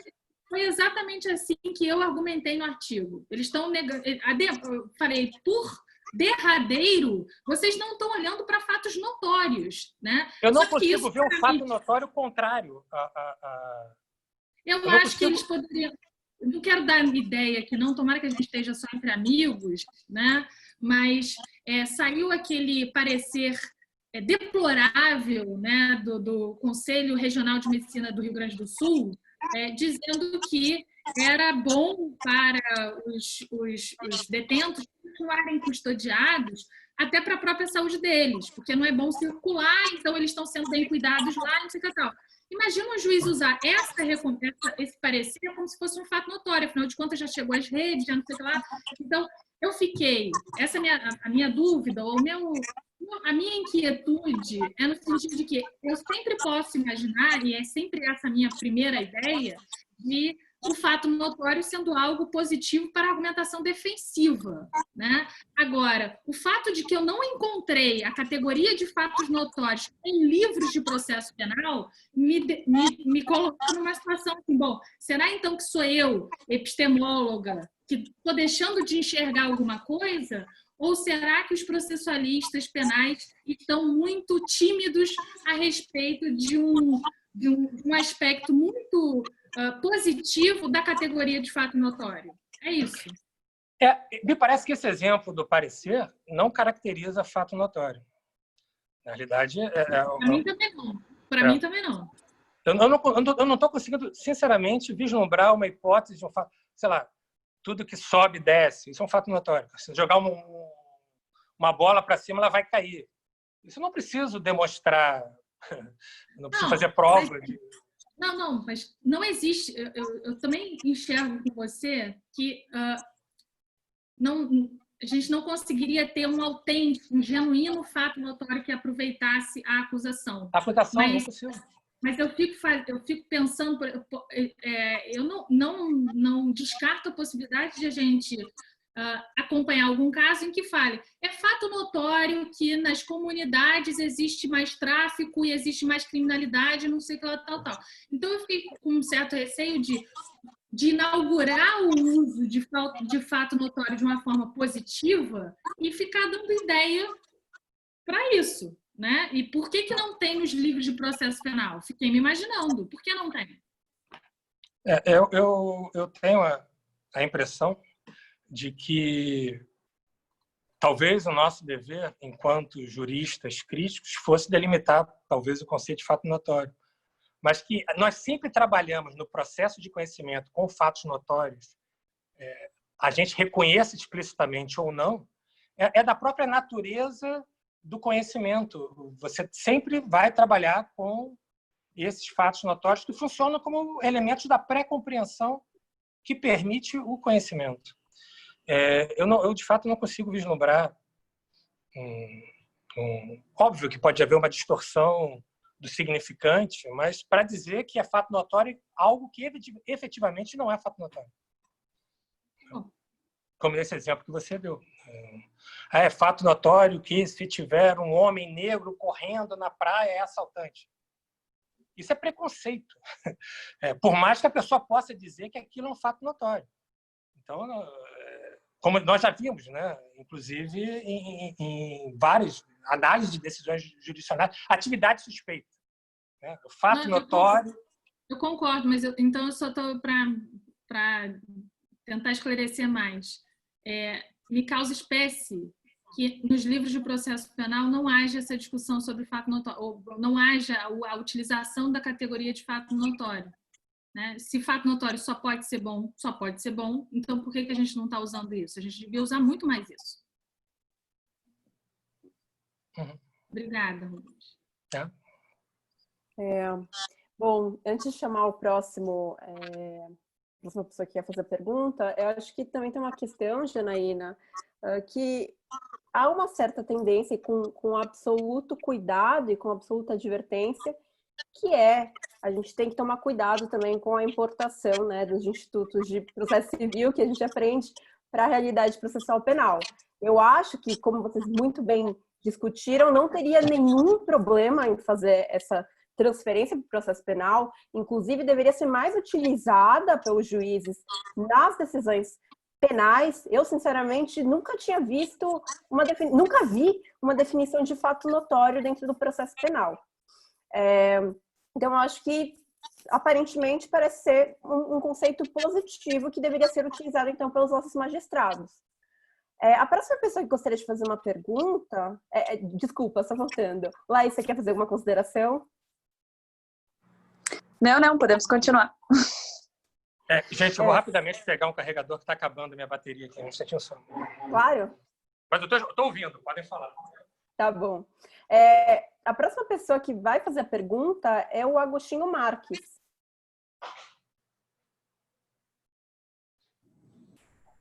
Agostinho?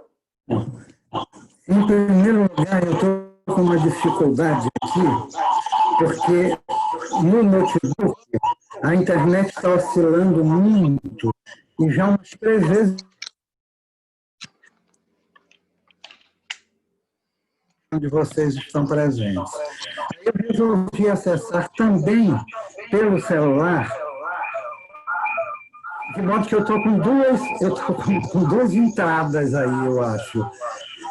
E eu fico com medo de desativar um e o outro acabar caindo de todo. Eu vou tentar meio que desativar um pouco o celular e ver se eu falo, porque agora voltou aqui no computador. Eu vou ver se eu saio aqui e falo por aqui. Eu não consegui sair aqui, eu vou pelo menos baixar o som, que eu estou oscilando muito a internet aqui. Bom, estou com saudades e, como sempre, é muito bom te escutar, eu aprendo muito. Agostinho, está cortando um pouco. Se você tiver um fone, fica melhor. É um privilégio estar participando desta. Será que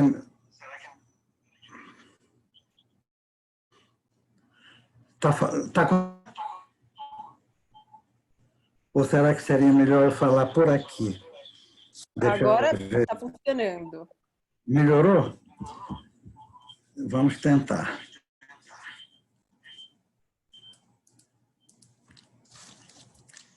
Então, é um privilégio, realmente é um prazer muito grande estar participando, não é, desta reunião. Eu agradeço muito ao Helder pela gentileza de ter me convidado e me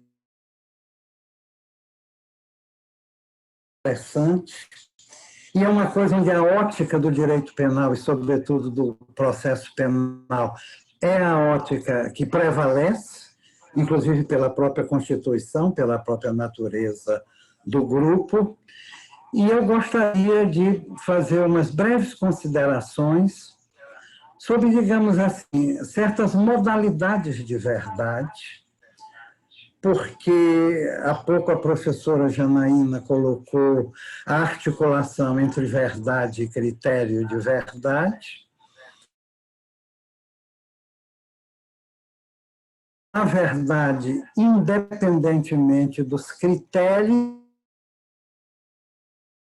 verdade. Ou seja, não há verdade independentemente dos seus fundamentos, de sua fundamentação.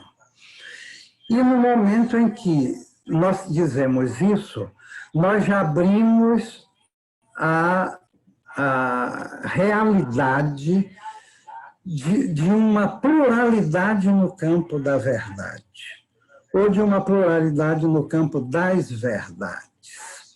Quer dizer, a verdade com V maiúsculo, a verdade,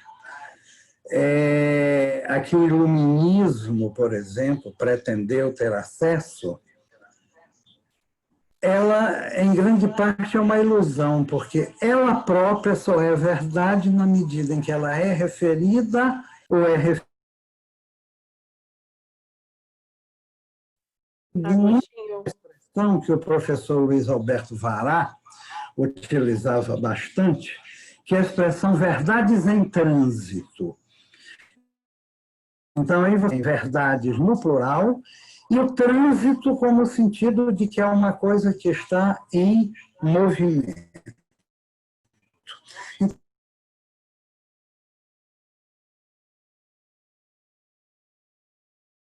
Para a nossa reflexão.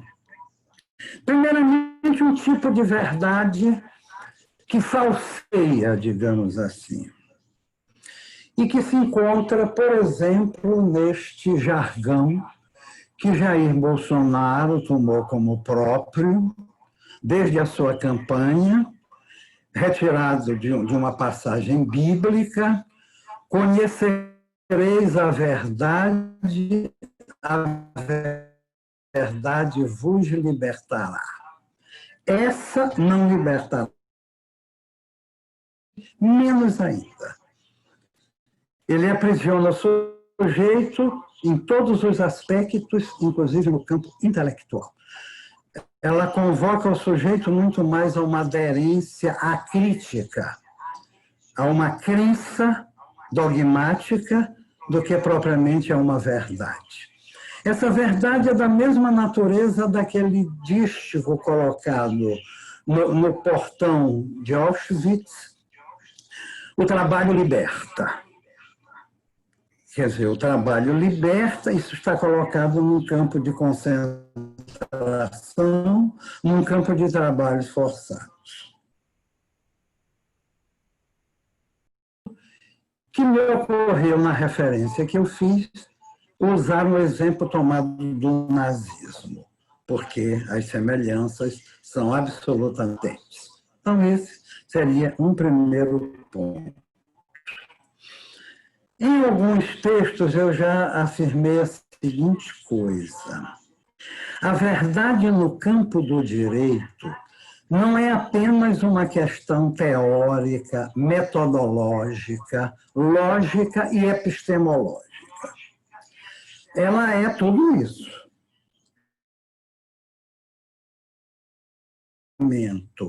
De um Estado democrático de direito, porque a verdade no campo do direito não é a mesma coisa num regime totalitário e num regime democrático, nem o direito é a mesma coisa nesses regimes.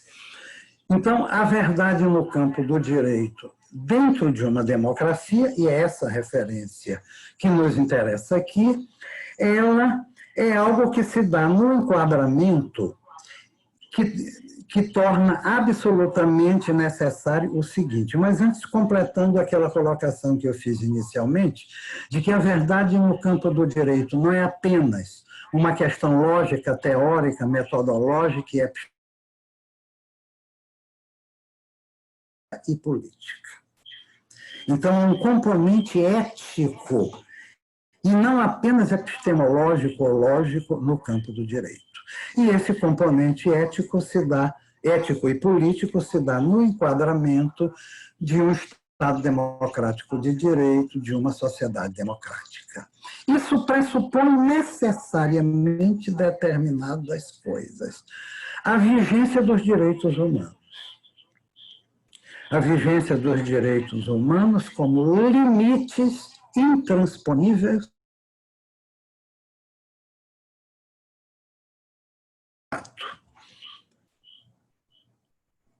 a presunção de inocência. Onde não há presunção de inocência, não pode haver democracia. Se já se parte da pressuposição de que o sujeito é culpado e cabe a ele provar a sua inocência, nós estamos num sistema inquisitorial, que não é um sistema democrático. Então, a presunção de inocência é uma conquista civilizatória e é uma condição necessária de um direito.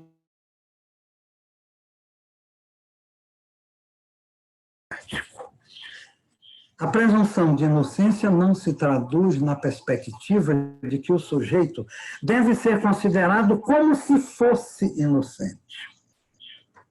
Não. Isso significa que o sujeito é inocente, até prova em contrário. É diferente de considerá-lo como se fosse inocente e partir do pressuposto de que ele é inocente até que se lhe demonstre a culpa.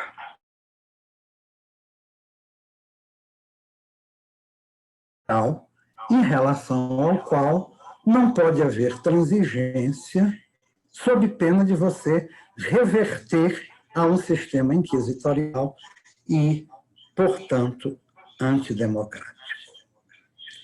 Colocado isso nesse enquadramento, eu vou agora fechar um pouquinho, deixar um pouquinho isso em aberto para retomar em seguida, porque eu vou concluir retomando a questão da verdade no campo do direito, e mais especificamente do direito penal e processual penal.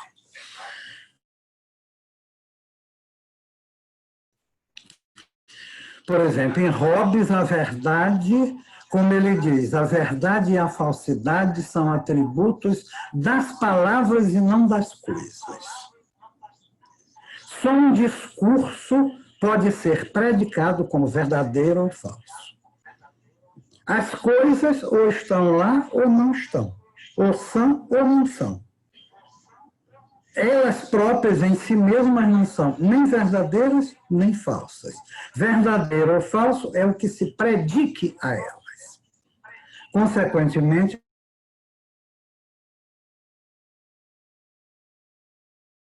das coisas. No campo, geralmente, do pensamento filosófico, e se inclui aí a filosofia do direito também, a verdade ocupa o lugar de significado, de enunciado. É aquilo ao qual você acede após, por exemplo, uma cadeia demonstrativa.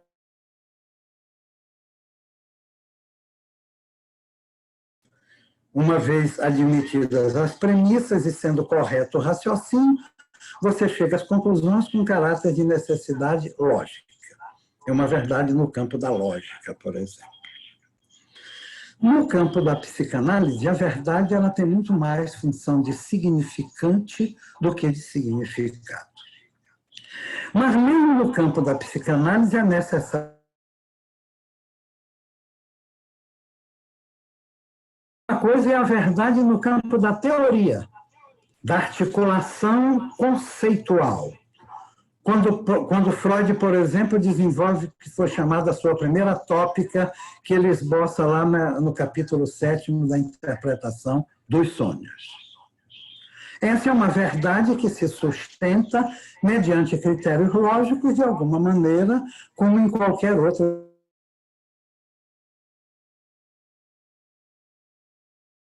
experiência analítica, no ato analítico. Aquilo que o sujeito fala, a revelia de si mesmo, e que sai como ato falho, como lapso de linguagem, como uma formação do inconsciente, como Lacan a designou. Nessa perspectiva, a verdade tem um caráter absolutamente singular.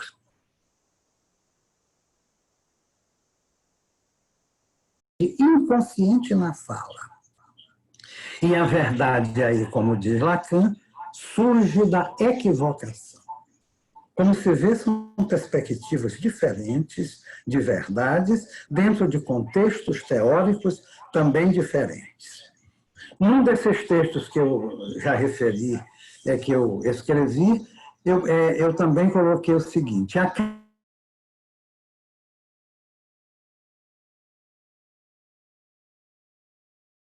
de verdade também diferentes. A verdade, numa perspectiva naturalista, não é a mesma verdade dentro de uma perspectiva kelseniana, por exemplo.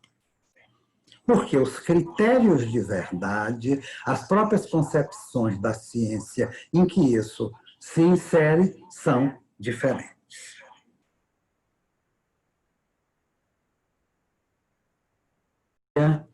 Aqui, para chegar à questão que mais nos interessa aqui.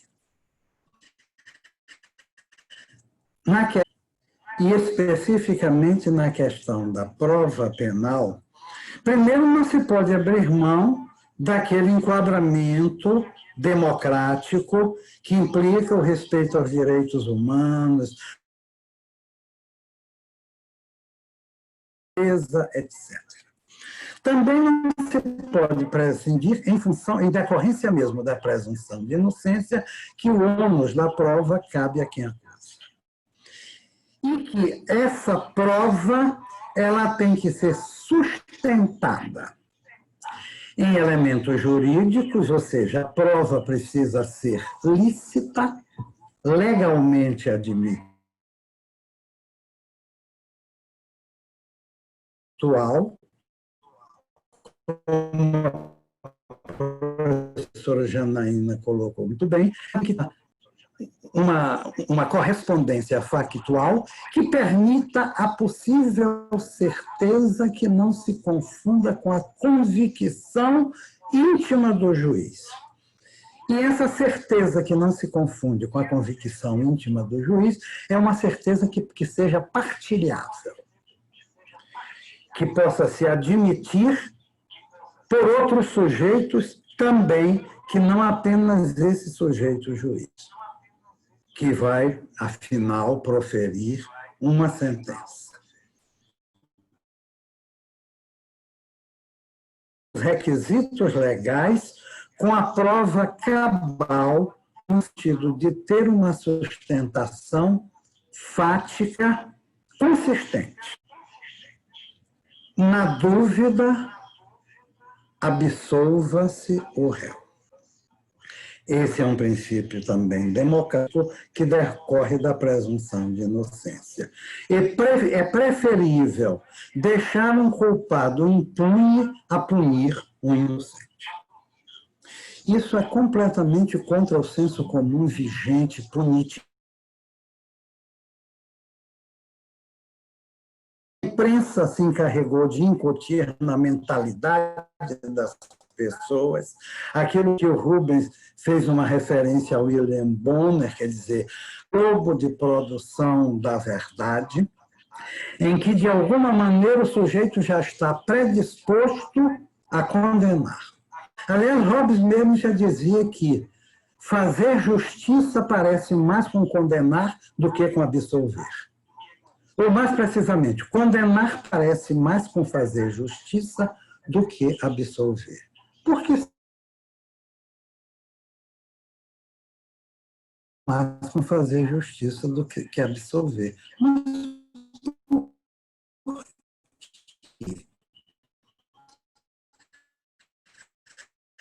Parece que há motivações mais psicológicas do que jurídicas ou lógicas. Nisso, e absolver. É como se ele estivesse sendo cúmplice. Mesmo que todo o conjunto probatório revele a exaustão que aquele sujeito é inocente. mas ele teme absorver pernas bom, duas pernas ruim, se transpõe isso na perspectiva. Juiz que condena, bom. Juiz que absolve, ruim. E até se faz uma inversão no conceito do que é bom e no conceito do que é ruim, não é? Porque o sujeito, digamos, bom numa outra perspectiva tenderia antes a absolver do que a condenar. A gente vê como as coisas se embaralham e como a questão é complexa. É preciso considerar também que o direito penal, enquanto direito, ele é, antes de tudo, aí que nasce a origem mítica do direito penal. Mítica, eu digo aqui no sentido de que toda origem é mítica, ela se dá na medida em que o direito começa a estabelecer limites à vingança privada. Na medida em que o direito penal estabelece limites ao chamado ius puniendi. Então, o direito penal, embora isso possa até parecer paradoxal, porque, como o nome diz, direito penal tem a ver com punição. Mas o âmago do direito penal não é a punição, é o estabelecimento dos limites ao poder de punir. E, nessa perspectiva, o direito de processo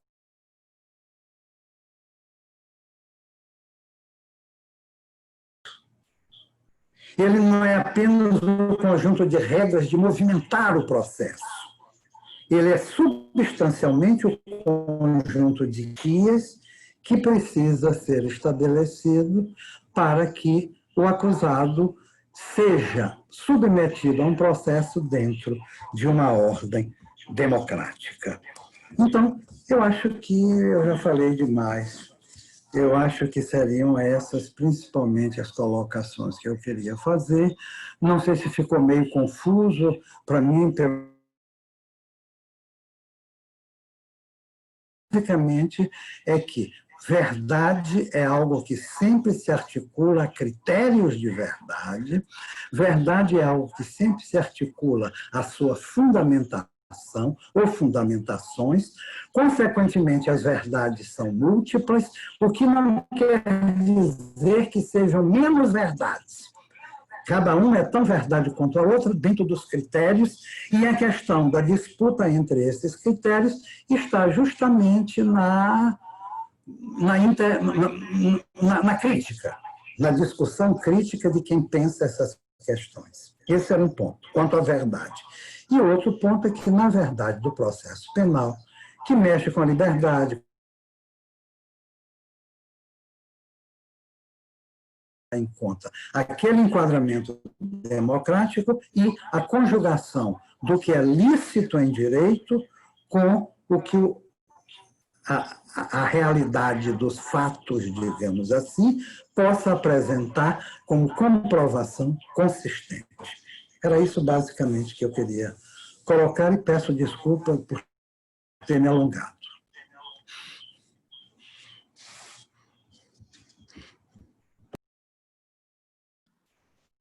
Bem, queria dizer que o professor Agostinho nunca fala demais, ao contrário, tudo que ele fala é para a gente ficar aprendendo, bebendo nesse conhecimento. Agostinho, muita saudade de você, esperando passar essa crise sanitária para a gente poder se encontrar no Rio de Janeiro, botar os assuntos em dia. Eu acho que você sabe disso, o carinho que eu sinto e a admiração que eu tenho pelo que você fala, pelo que você escreve, pelo que você pensa.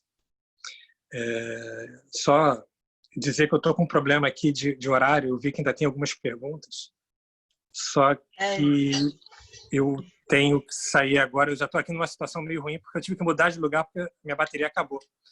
E aqui está falhando, a ligação está caindo com uma certa... Alô? Oi. Está caindo com uma certa frequência. Queria pedir milhões de desculpas para vocês aí, que ficaram até esse horário, já são 9h30 quase, né? E me colocar à disposição para outro dia continuar esse bate-papo, que minha filha está chegando aqui, eu tenho que pegar a pequenininha lá embaixo. Com certeza, professora, a gente ia até intervir, que estavam falando em off, para perguntar se o senhor teria, como é que estaria o de horário, porque justamente Foi um debate riquíssimo, durou 2 horas, né? Então, a gente quer agradecer imensamente a sua participação, o Giro contar com a sua presença e com a presença também de todos os que estiveram aqui hoje, né? Que compuseram essa discussão tão rica. Foi extremamente engrandecedor, então muito obrigada, de verdade, por participar. Acho que a gente repassa eventuais questionamentos às pessoas diretamente ao professor Rubens Casara, quem tiver qualquer questionamento. E a gravação fica disponível no YouTube, no nosso canal do Giro Processual Penal. Então, era isso. Muito obrigada, muitíssimo obrigada mesmo. E acho que até a próxima. Não sei se Carlos Helder também quer dar um tchauzinho, né? Mas... Não, eu só queria agradecer também, Dani. Não vou prolongar o encontro, mas mais uma vez obrigado a todos e todas, o professor Rubens, o professor Agostinho, Lívia, Laís, Janaína, enfim, todo mundo que apareceu aqui na reunião. É isso, obrigado, boa noite. Boa noite a todos. Boa noite, obrigada, professor.